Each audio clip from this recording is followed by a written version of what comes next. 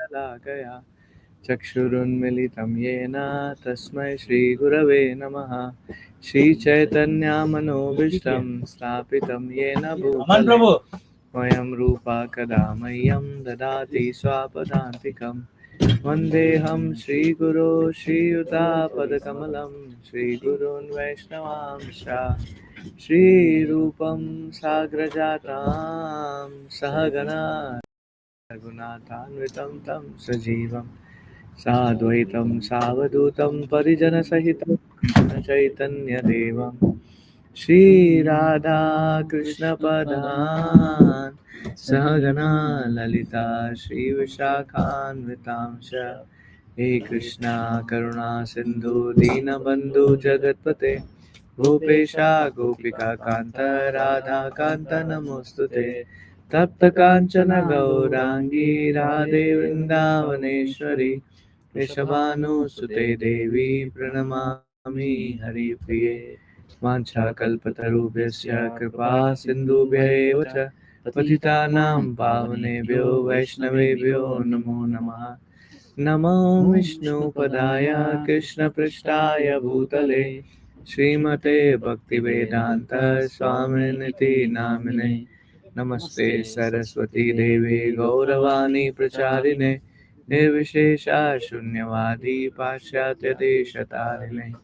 जय श्री कृष्णा चैतन्य प्रभु नित्यानंद श्री अद्वैत गदाधर श्रीवासादि गौर भक्तवृंद। हरे कृष्णा कृष्णा कृष्णा हरे हरे हरे राम राम राम हरे हरे। मुखं करोति वाचालं पङ्गुं लङ्घयते गिरिं यत्कृपातमहं वन्दे श्रीगुरुं दीनतारिणं परमानन्दमाधवं श्रीचैतन्यईश्वरम्।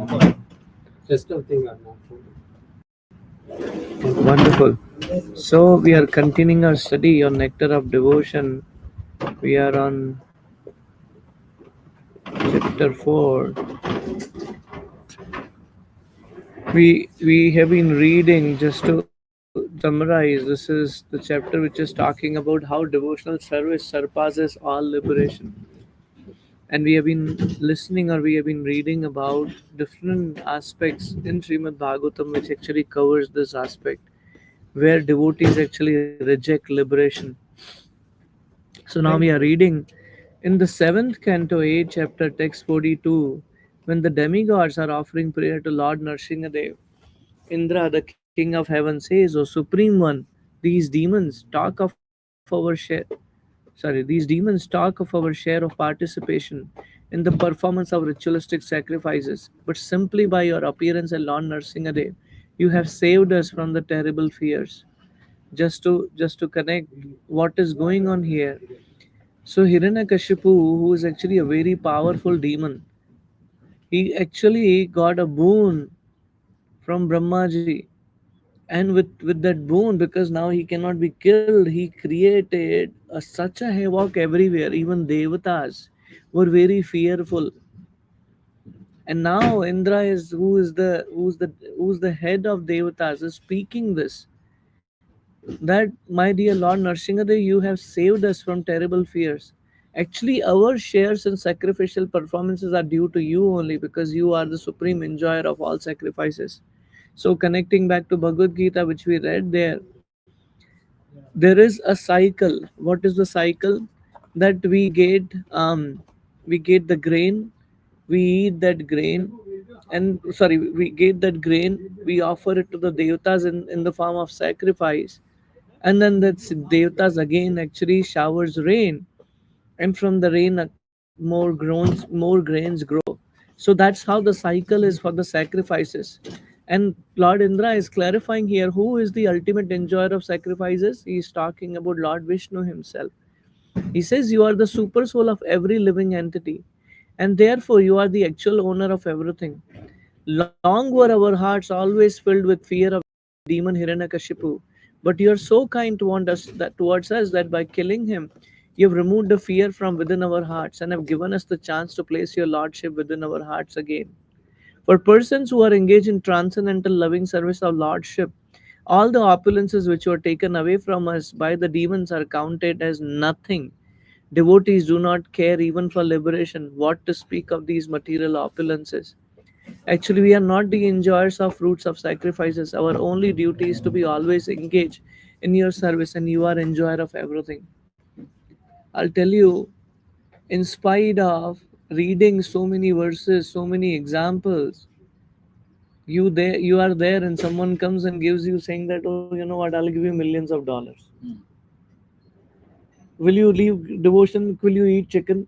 No, Prabhuji. I'll tell you, Reading scriptures at least. which is true. But at the end of the day, people are so tempted about what is being offered by material people. They are willing to compromise everything on the principle.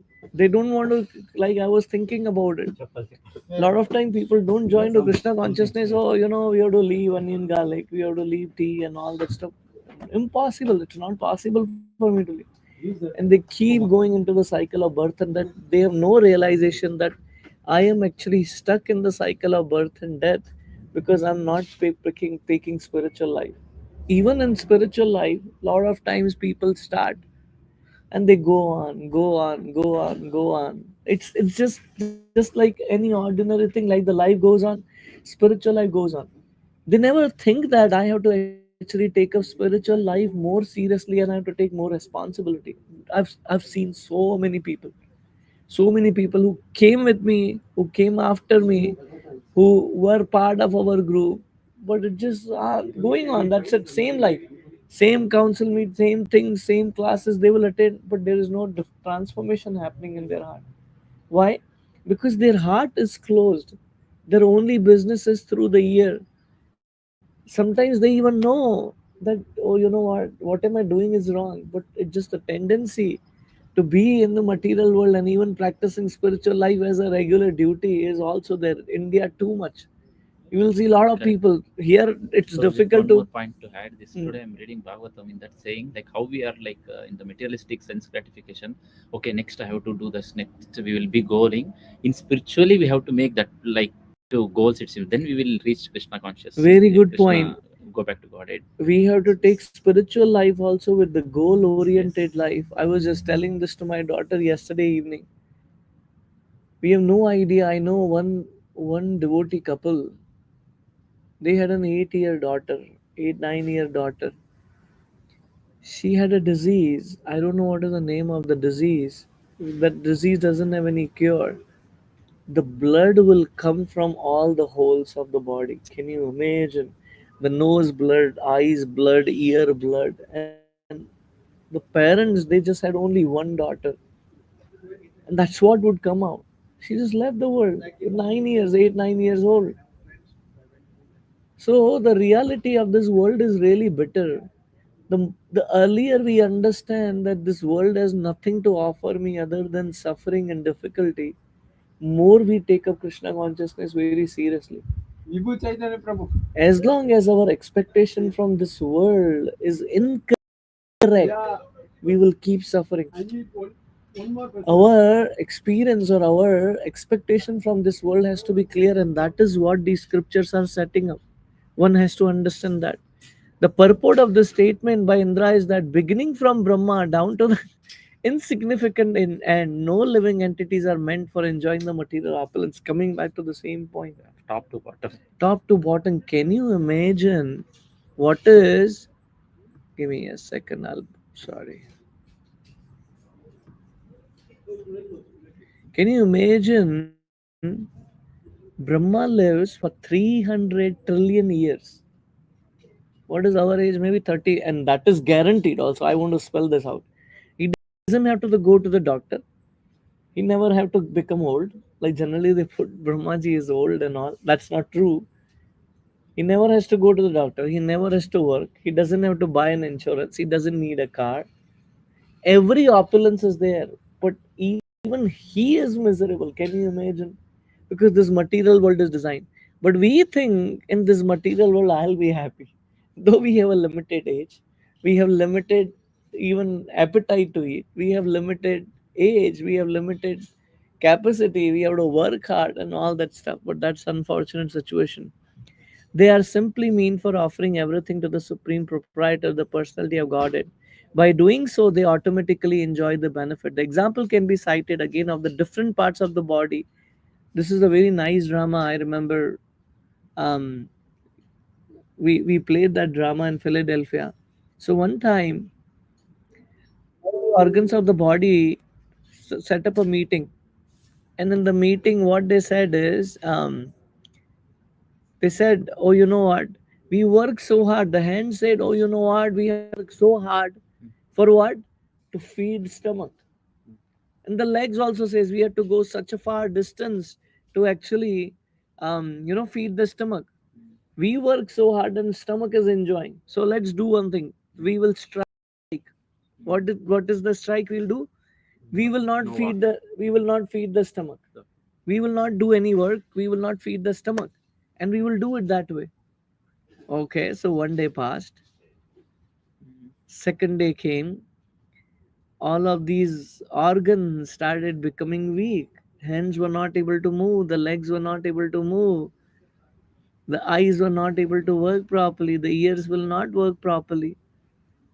Then they realize actually whatever energy we are getting from the stomach only. Apparently looks like a stomach enjoying, but stomach is giving that energy to us, right? So the ultimate meal may be offered to the stomach. After it has gone to the stomach, all the parts of the body equally enjoy the benefit of the meal. Similar way, when we worship Krishna, when we have complete dependence on Krishna, when everything is offered to Krishna, we get nourishment. So similarly, everyone's duty is to satisfy the Supreme Lord, and then automatically everyone will become satisfied. Now another reference, 8th cantos, 3rd chapter, verse 20. This is very beautiful. Gajendra is an elephant. So Gajendra is an elephant. He is actually is the king, and he is not on the earthly planet. He is in heavenly planet. And being an elephant, he thinks I am a king of this whole forest. I can do whatever I want. So one day he goes to the river to take a bath. When he goes to the river to take a bath, what does he see? He notices someone caught his feet. There was a crocodile who actually caught hold of the feet of Gajendra. And he was thinking, oh, who is this little, I can throw him up. But he wasn't able to do that. The fight went on for thousands of years because this is not earthly planet. We have a limited life. But he was fighting in heavenly planet. So he had thousands in years of life. And he realized he was actually a king in his previous life. He was a devotee king in his previous life where he learned prayers from Srimad Bhagavatam. And in his next life, he was cursed to become an elephant. At that time, when he was about to die, he remembered his previous life and he started offering these prayers. What is this prayer? It says, "My dear Lord, I have no experience of transcendental bliss derived from your devotional service. So therefore, I've asked from you some favor. But I know that persons who are pure devotees and have, by serving the lotus feet of great souls, become freed from all material desires, are always merged in the ocean of transcendental bliss, and as such are always satisfied simply by glorifying your auspicious characteristics. For, for them, there is nothing else to aspire or pray for." Sudama, when he came to see Krishna, what is Sudama's life? He is such a beggar, such a poor person. He doesn't have even milk to give it to his kids. He has no meal to eat. And he comes to Krishna to see him. His wife requests him, "Why don't you go and get some Lakshmi from Krishna? He's your friend." So he comes there. He sees the beautiful darshan of the Lord, and he exchanges his beautiful pastimes he had in his childhood. And next day, after offering this poha, next day he's leaving. He's not asking anything. He just left from there. This is, you know, when someone has the devotion, when they have unlimited attachment to Krishna. They are so happy in that they don't want anything. They don't want anything because that's the happiness they derive from whatever Krishna is providing in the form of devotion. Again, another reference from ninth canto, 4th chapter, verse 67 here, where Lord of Venkuta replies to Dhruv Muni, or Durvasa Muni, sorry. This is another pastime which happens in Srimad Bhagavatam. What happens is there is this king, his name is Ambarish. Ambrish Maharaj. Thank you, bro. So he's such an amazing devotee of the Lord. He is fasting for entire year, not for his satisfaction, not to gain something out of the Lord, but out of devotion and for his citizens that they get Krishna's mercy. He was fasting for an year. Now the time, Parna time came, where he's supposed to complete his fast. And at that time, Durvasa Muni comes. And Durvasa Muni, when he comes, he says, oh, you know what? Amrish Maharaj says, okay, please come for lunch. He said, I'll go take bath and then I'll come for the prasad. And when he's coming, he went there to take a bath. But Parna time, after Ekadashi, when there is Dwadashi, it has to be completed within a given period of time. Otherwise, it just goes to waste. So he has to, because he didn't drink anything, he didn't eat anything for entire 1 year. Can you imagine? And you're following Nirjala just for 1 day is difficult. He fasted for whole 1 year. And now he consulted the Brahmanas, what should I do? Durvasa Muni is not back. They said, you take one drop of water, which is equivalent to completing the fast at the same time, doesn't break the etiquette of inviting the guest, because you should serve the guest and you should have that later. Eating and not eating. Yeah, drinking, and which is because he Yeah. didn't drink anything Yeah. also, right? So he can break with that or he complete fast with that. So he drank a drop of water, and the Durvasa Muni understood that Ambrish Maharaj has actually drunk water, Water. and he became angry. Correct. So he pulled out a hair from his head and created a fiery demon, and he actually came to kill Ambarish Maharaj. Ambarish Maharaj was holding his hand. He was telling, okay, if Krishna wants me to be killed because of the offense I did, let that happen. He was not at all fearful. But there, Lord Vishnu, whose devotee he is, when he got to know about it, he immediately released a Sudarshan Chakra, killed that demon. Not only that, now Sudarshan Chakra started following Dhruwas Muni. Now, Dhruwas Muni is such a powerful sage. I just want to spell this out. He has access to all the planets. So he goes to Brahmaji's planet, Brahmaloka. Brahmaji says, I cannot save you. I cannot save you. This is Sudarshan Chakra. He goes to Lord Shiva. Lord Shiva is actually his brother. Durvas Muni is the son of Brahma. He says, oh, I cannot help you. So this Sudarshan Chakra. He goes to Vishnu. Can you imagine? In the material body, he can go even to Vaikuntha. We cannot go to Vaikuntha with the material body. What to talk about Vaikuntha? We can't even go to Brahmaloka. So Vishnu says, I cannot help you. Are, this is your Sudarshan Chakra. I am the servant of my devotee. If you would have offended me, I would have forgiven you, but you offended my devotee. Now, only way this Sudarshana will not even listen to me. Only time the Sudarshana will listen when you get the forgiveness from Ambarish Maharaj. So he goes there and begs Ambarish Maharaj. Ambarish Maharaj says, my dear Muni, why are you begging? Please forgive me. I just had it. You must be hungry. You have been traveling here and there. Please come and have prasad. And this is where Durvasa Muni is offering prayers that what kind of devotees you have, my Lord. Imagine such a powerful sage. I was just listening this morning.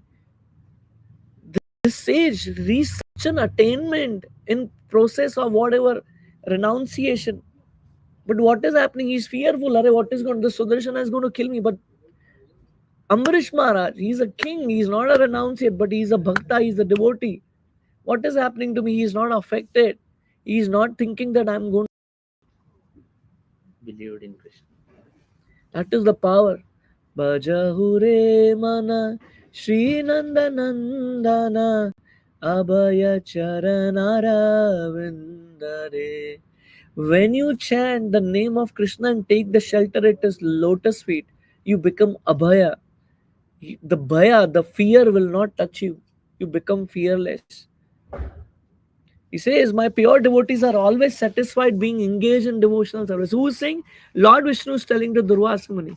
And therefore, they do not aspire even after 5 liberated stage. What are these one? To be one with me, which means living in this abode, to achieve residence on my planet, living with the Lord in the same planet, to have my opulences, to possess the bodily features similar of mine, to gain personal association of me. These are the 5 muktis one can gain, and he is not willing to even go for those ones. So when they are interested even in this liberated position, you can know how little they care about material opulence or material liberation. So the point this chapter is giving us the highest truth to understand. Even liberation is considered to be tucha. Another beautiful pastime. Is actually this chapter is really amazing. There is a similar prayer by Nagapatnis. This is a very beautiful pastime which happens in Vrindavan. So Krishna is there with all his gopas, very nicely enjoying in Vrindavan. So they go to the forest for herding the cows. And when they come near Yamuna, they actually play the games. But that day, what is happening is Kalia is there. And Kalia is such an envious serpent. What is happening with him? His envy or his poison was so strong, the trees around the Yamuna were also dead. The bird which will fly over Yamuna will die. That was his power. And when Krishna got to know, when actually Gopas and cows went to drink the water of Yamuna, because Yamuna's water is very pure, they died actually at that time. And Krishna understood this is all Kalia. So he jumped into the river and danced on the hoods of Kalia. And at the time he was about to be die, and at the time Nagapatnis, the wives of Kalia serpent, they came and offered prayers because they were the devotees of the Lord. They are saying, dear Lord, the dust of your lotus feet is so wonderful. Any person who is fortunate enough to achieve this dust does not care for heavenly planets. Just can you imagine what kind of devotion? Even the wives of snake, they are snake. Snake is considered to be the most envious species, Correct. and they are offering this prayer. What is that? They are saying, who is that fortunate who attained the dust of the lotus feet of the Lord? They are more powerful than heavenly planets. Lordship over all the planetary system, the mystic perfection of yoga, or even liberation from material existence. In other words, anyone who adores the dust of the lotus feet does not care a fig for all other perfectional stages. Another example. This is from 10th canto. What is that? 87 chapter verse 21. Where Shrutis, who are actually Vedas personified, they are offering the prayer. What are they saying? My dear Lord, it is very difficult to understand spiritual knowledge. Who is saying? Vedas are saying. Can you imagine? Because Vedas are person, they are not books. That's our understanding. But Vedas are literally people devotion. They are saying, where is that? Yeah, it is very difficult to understand spiritual knowledge. Your appearance here, just as you are, is to explain us this most difficult subject of knowledge of the spirit.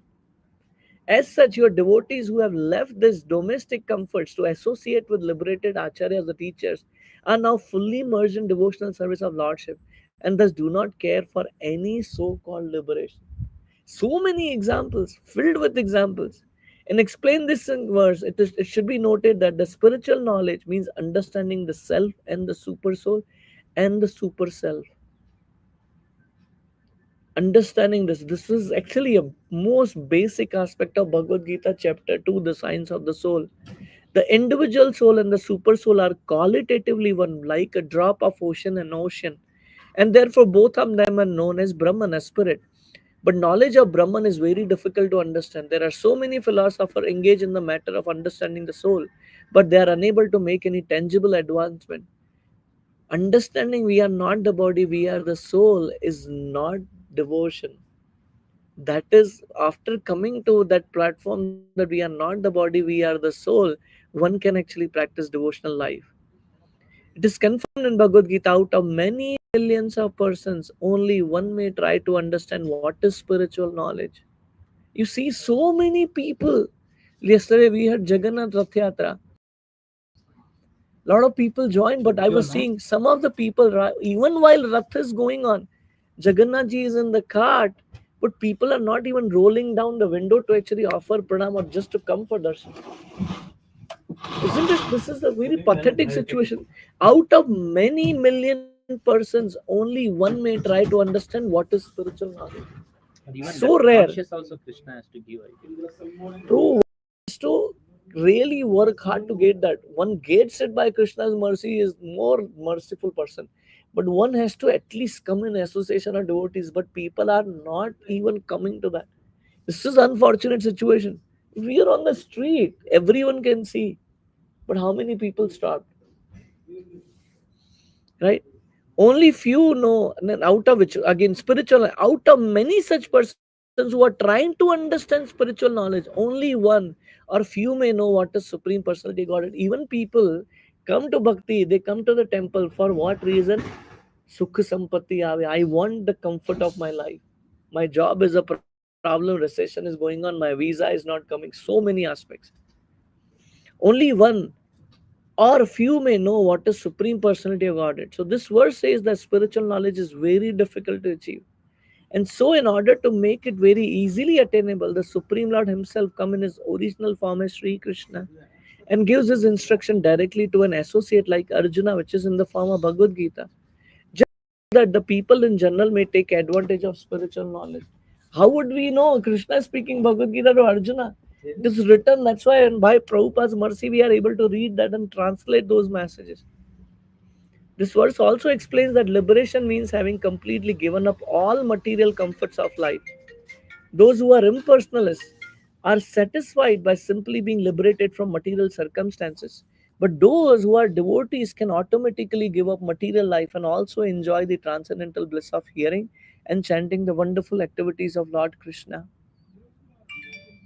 This is a reality, my dear devotees. The time in this world is so limited. Death can come at any time. I was just sharing this with my daughter yesterday. With every sunrise and every sunset, either we are closer to death or we are one day closer to eternity. So, with every sunset, we are losing our life without even realizing that. So, how much responsibility we have to actually accept devotional service and move forward in that, not just stay around. Another example, 11th canto Srimad Bhagavatam, 12th chapter, Lord Krishna is telling to Uddhava, we read a similar verse before last week. My dear Uddhava, the devotees who have completely taken shelter of my service are so steadfast in devotional service, they have no other desire. Even if they are offered the four kind of spiritual opulences, they will refuse to accept them. So what to speak of their desiring anything within the material world? Similarly, Lord Krishna says in another passage of Bhagavatam, my dear Uddhava, a person whose consciousness is completely absorbed in my thought and activities does not aspire even to occupy the post of Brahma or post of Indra or the post of lordship over the planet or eight kinds of mystic perfections. Liberation itself. In 12th canto of Srimad Bhagavatam, again another verse, Lord Shiva is telling to his wife, my dear Devi, this great Brahmana sage Markandeya has attained. This is another beautiful pastime which I want to narrate. This is in 11th canto. So there is this wonderful devotee of Lord Krishna. His name is Markandeya Rishi. So Markandeya Rishi says, my dear Lord, I want to see your Maya. I heard your Maya Shakti, your illusory energy is so powerful. I want to see it once. So Lord says, no, no, no. Lord says, are you sure? He says, yes, my Lord. And immediately Lord disappears and torrents of rain started falling. And it happens the end of annihilation. Everything is going to be submerged in water. At the time, what is happening is he also enters into that. Oceans are overflowing everywhere, and he is flowing with the water. And at the time, what he sees a leaf in the water. Ocean, you can imagine you are you are just flowing in the ocean, and he sees the beautiful leaf there. And in that leaf, he sees a bluish boy. When he sees this bluish boy, he got attracted. And what is this bluish boy doing? He's putting his toe in his mouth. Kids have that habit, they want to touch everything and they want to pull their toe and then put it in their mouth. That is coming from Krishna. So he wanted to actually see this beautiful form, and he's somehow swimming, and he finally touches the Lord. All of a sudden, everything disappears, the water disappears, and he comes back to consciousness, and he realizes this is power of Maya. Another beautiful pastime is there. One time Narada Muni requests, my dear Lord, I want to see your Maya. So Krishna says, okay, I'm thirsty. You go and get some water from that nearby river. So Narada Muniji goes there. Narada Muniji is a pure devotee, but Krishna uses his pure devotees actually to showcase an example. So he goes there to fetch a water, a kind of a bucket of water for Krishna. When he goes near the lake, he sees a beautiful lady. And she is so charming, she so beautifully got attracted to her. She said, I want to get married to you. She says, yeah, but you will have to stay in my village. That is the condition my father has. He said, yeah, okay, no problem, anything for you. I want to live with you. And then he lives with her. He has children, and then everything is going fine, whatever is going on. And one day his children are gone, his wife is about to die, and at that time he calls, my Lord, please, I don't want to feel the separation. And at that time the whole thing gets over, and he comes back and he is alone there. Near the river, he went to fetch the water. There is no lady there, there is no village there. It's an imagination. All this is created illusory energy by Krishna. So it's not even a dream. It's like a dream, but it's not a dream. It's a reality for that person. It happened to him. Like for an example, the life we are living in is a dream. Can you imagine you are dreaming now? You cannot. Can you imagine? No, it's not a dream for you, right? For us also, it's not a dream. But this is illusory energy of the Lord. So it exists, but doesn't exist. Okay. This is the power. So here it is again another example which is mentioned here. What is So saying? then what happened to he, like that's the story, like And then he realizes, okay. and then Krishna says, Narada, I asked you to get some water. Why did you delay so much? Okay. And then he said, Narayana, Narayana. You puzzled me. I was thinking that I got married and all. He is a brahmachari. He is not get. That's Right. what I was surprised. So Lord Shiva is telling to Parvati, who is Mother Parvati? She is the in charge of, she is Maya Shakti. She is in charge of whole material life. So what is she saying? My dear Devi, Lord Shiva is telling, this great Brahmana sage Markandeya has attained unflinching faith and devotion unto Supreme Personality of Godhead. And as such, he does not aspire after any benediction, including liberation from the material world. Sorry, we just went to various places, but we were just covering Markandeya Rishi. Similarly, there is a statement in Padma Puran describing the ritualistic function during the month of Kartika. This is a very powerful month, comes around October, November.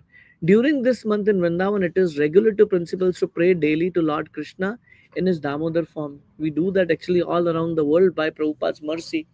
The Damodar form refers to Krishna in his childhood when he was tied up by the rope of his mother. So one day, Krishna was Krishna was small and he was looking for milk. Mother Yashoda was busy boiling the milk in the kitchen, but he wanted the milk. So Mother Yashoda took him and then started feeding him milk. And then in between, she realized the milk is coming out of its boiling and it's coming out. Let me take care of that milk because I'll make nice sweets from then for Krishna. So she went there. What happens at that time? Krishna becomes angry. How come you did not give me milk? And he breaks all the pots and he runs because now Mother Yashoda is going to beat him. So he runs everywhere.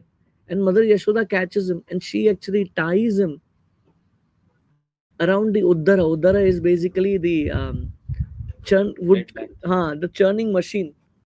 the wood grinding machine to be specific, and she ties him. So that's the pastime which is mentioned here. My dear Lord, you are the Lord of all, the giver of all benediction. There are many demigods like Lord Brahma or Shiva who sometimes offer benediction to their respective devotees. For example, Ravana was blessed with many benediction by Lord Shiva. Hiranyakashipu was blessed by Lord Brahma. But even Lord Shiva and Lord Brahma depend upon the benediction of Lord Krishna, and therefore Krishna is addressed as the Lord of all benefactors. As such, Lord Krishna can offer his devotees anything they want, but still the devotees' prayers continues. I do not ask you for liberation or any material facility up to the point of liberation. What I want is, as your favor is that I may always think of your form in which I see you now as Damodar. You're so beautiful and attractive that my mind does not want anything besides this wonderful form.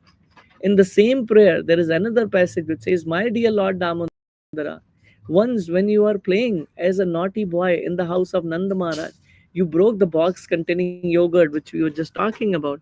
And because of that, Mother Yashoda considered you as an offender and tied you with the rope to the household grinding mortar. At that time, you delivered the two sons of Kumera. So what happens is, now there are another story within that one. So Kuvera, who is actually a treasurer of all the devatas, he had two sons, Nal Kuvera and Manigreva. Now, because they are living an opulent life, they are son of who?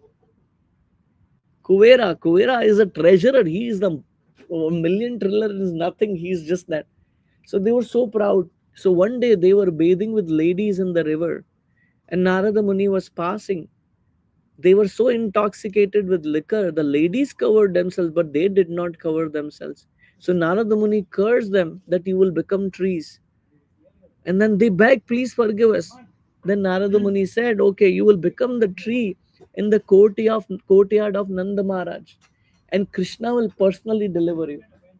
And that is what happened when he was tied with the motor. Krishna, along with the motor, went between those trees, and those trees broke. And then that's how Nalakuvera and Manigriva were delivered. And they went back to spiritual world. Because now being a tree, they realize after thousands of years, struggling just standing at one place, they were purified and they went back to spiritual world. Who were staying there as two Arjuna trees in the yard of Nanda Maharaj. My only request is that by your merciful pastimes, you may similarly deliver me. The story behind this verses, I already covered that. So I'll skip that one. There is a passage in Hayashrisha Pancha. What does it say? It says, my dear Lord, O Supreme Personality of Godhead, I do not want any reluctant benediction from my religious life, nor do I want any economic development, nor do I want to enjoy sense gratification nor liberation. I simply pray to an eternal servant at your lotus feet. Kindly oblige me and give me this benediction. You may be thinking, Arey, why there are so many passages? I understood it now. The liberation should be avoided. But I'll tell you, Prabhu, I'll tell you, Madhuji, when we grow in bhakti, attachment to liberation also comes. And we think that after doing so much bhakti, sorry. So what happens is when the soul is traversing, let me pull up that picture. Do I still have that? Let me share that and we will discuss this. Window. Can you see it, Mataji, now? Yes, Prabhu. So I'll scroll down. So we are currently here, and this is Brahmaji. So even after you understand this is not the place, we want to go beyond this. What happens is when our soul is body is dead, right? Body is just burnt into fire. But then the soul travels. And when the soul travels, it goes through all these planets. And if you have a single curiosity, oh, let me see how Indraloka is. Gone, one will go there. Am I making sense? Because the attachment for something which you haven't seen, like for an example, um, someone left and right tell you, oh, Australia is really beautiful or Hawaii is very beautiful. The beaches there are very crystal clear. Now you develop a desire. I want to at least go once. Let me see how that world is like, right? And that is how it happens, because you hear so much. When even when you perfect devotional service, when you are liberated, you will come here and you will see that, and you may get stuck there. That's how the liberation is. Liberation is even beyond that, which is liberation is actually starts from here. Can you imagine? It's beyond the material universe, starts from here. Maybe inquisitive. Oh, let me see how the Lord Ram's abode looks like. Can I see Ayodhya? And you will stay there. There is a beautiful book actually written by Sanatan Goswami.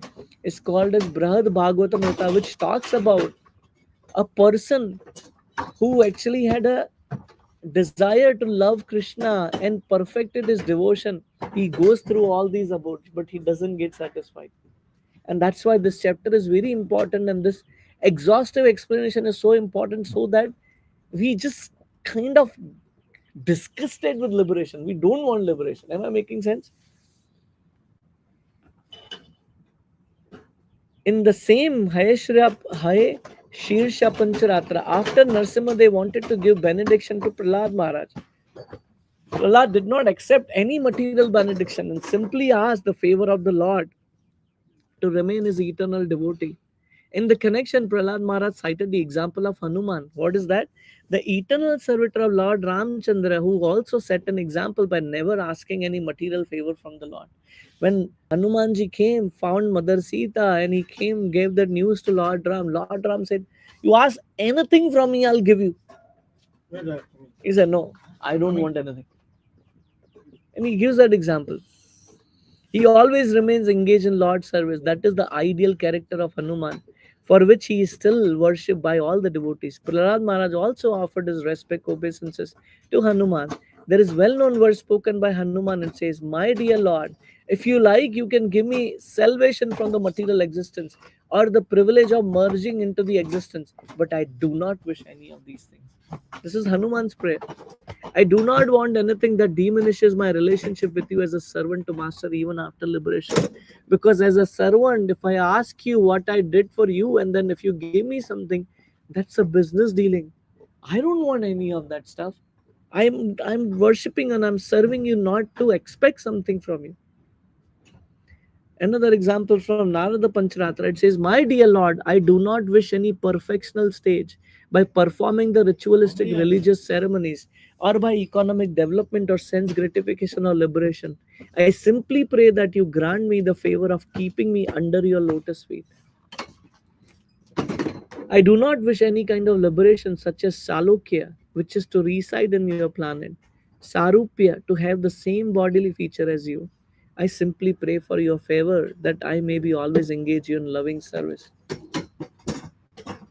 This is Maharaj Parikshit in 6th canto is telling to Sukadev Goswami. "My dear Brahmana, I understand that the demon Vritrasur was a great sinful." We covered already Vritrasur. This is another prayer. Greatly sinful person, and that his mentality was completely absorbed in the mode of passion and ignorance. How did he develop to such a perfectional stage of devotional service to Narayan? He actually asked that question. And we covered Vritrasur's example.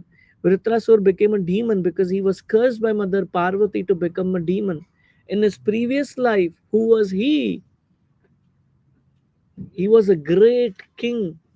What was his name, bro? You remember? Who was cursed by Mother Parvati? His name was, starts with C. I forgot. Give me 1 second.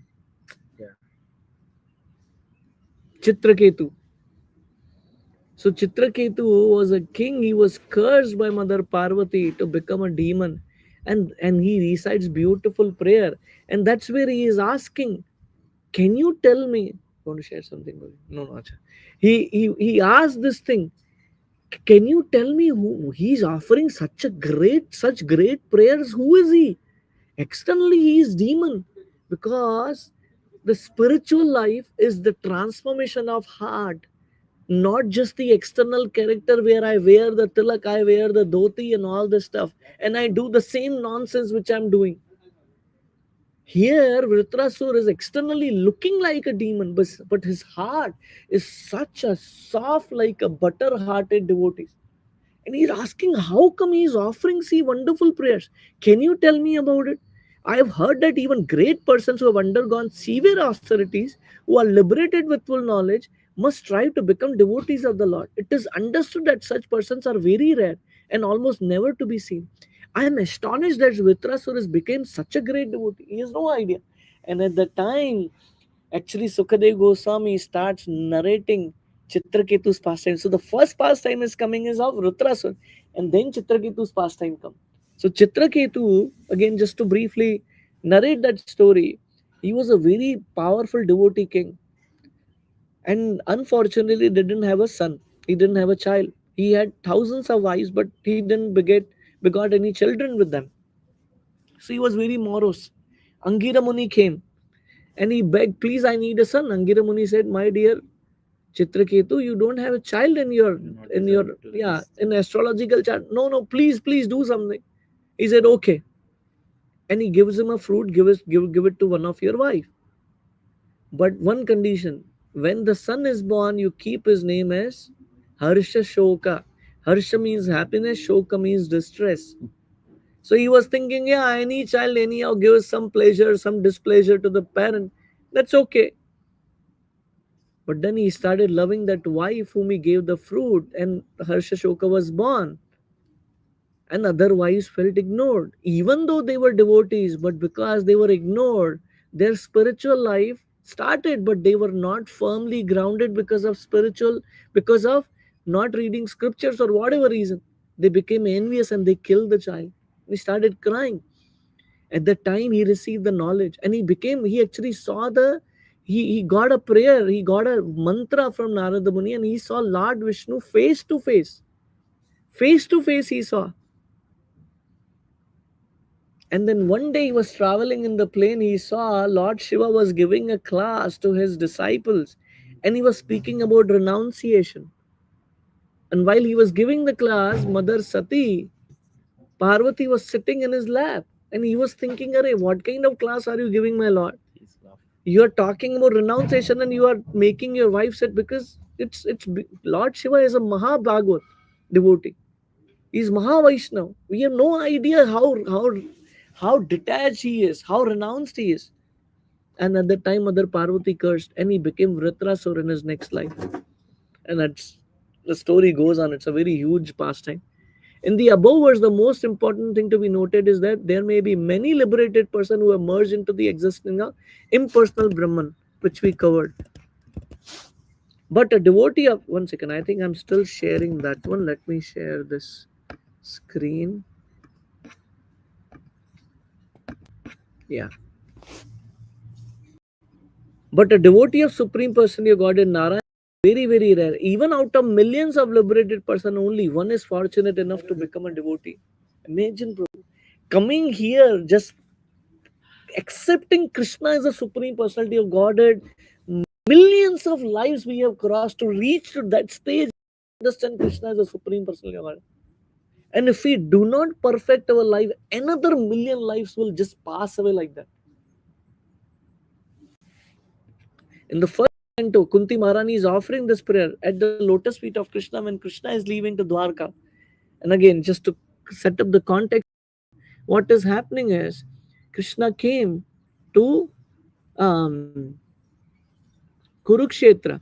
Krishna came to Hastinapur, and then he tried to become a peace messenger to Duryodhana, but he did not agree. And then finally, Mahabharata is starting. That's where Krishna spoke Bhagavad Gita. And after Bhagavad Gita is over, everyone is dead, and few survived. And now Yudhishthira Maharaj is supposed to be the king. At that time, Krishna is going back to Dwarka. Remember, this is not a Vrindavan pastime. Krishna is in Dwarka. He's coming from Dwarka to have this battlefield. How old is Krishna when the Bhagavad Gita is spoken? 90 years. 125 years old. 125. So that was spoken at 125 years old when Krishna is speaking Bhagavad Gita. So he is not in Vrindavan, he is in Dwarka. And now he is going back to Dwarka, and that's where Kunti Maharani is offering these prayers. What does it saying? What does she saying? My dear Krishna, you are so great that you are inconceivable even to great stalwart scholars and Paramhamsa, fully liberated souls. So such great sages who are transcendental all reaction of material existence are unable to know you. then hamara kya hai? Then as far as you are concerned, belonging to the less intelligent woman class, how is it possible for us to know your glories? How can we understand you? In this words, this particular thing to be noted is that the personality of Godhead is not understood by great liberated person, but only by devotees such as Kunti Maharani. Although she was a woman, was considered less intelligent than man. This is not, the soul is not a man or woman, so that's not the aspect. Still she accepted Krishna. Imagine, a lot of time people get just confused about that thing, saying that, oh, you know what, being being a woman, she is lower or he is lower, but that's not the thing. Srimati Radharani, even Krishna is subservient to Srimati Radharani. And this is another passage that is mentioned in Srimad Bhagavatam, first canto, 7th chapter. What does it say? Atma Rama verse. It states that even those who are completely liberated from material contamination are attracted by the transcendental qualities of Lord Krishna. The purport of this verse is that liberated souls have absolute no desire at all for material enjoyment. He is wholly freed from all kinds of material desires, yet still he is irresistibly attracted by the desire to hear and understand the pastimes of the Lord. One time, I want to end this class with this beautiful pastime. One time, a new gopi came to Vrindavan. She got married from another village. She came to Vrindavan, and her mother-in-law said, she was hearing about Krishna. She said to her mother-in-law, I want to see Krishna. No, never see Krishna. Don't even see his shadow. So she was thinking, what is in it, this person? Everyone is saying to go, and my mother-in-law, but she was very chaste follower of her mother-in-law. So one day she was standing outside her house, and she saw a beautiful personality just some distance from her, and that was Krishna holding his flute. And Krishna had one calf next to him, and he released that calf. That calf actually went near that gopi, just stood there. Krishna came there, and when she saw the beauty of Krishna, she became like a statue, not moving anywhere. And Krishna smiled and touched her chin and left. And this gopi became so mad after Krishna. She could not answer anything. She could not say anything. She could not do anything. Her mother in law understood. She has seen Krishna. That is Krishna's beauty. That is what we are yearning for, we are crying for, we are struggling for. One fine day when we leave our material body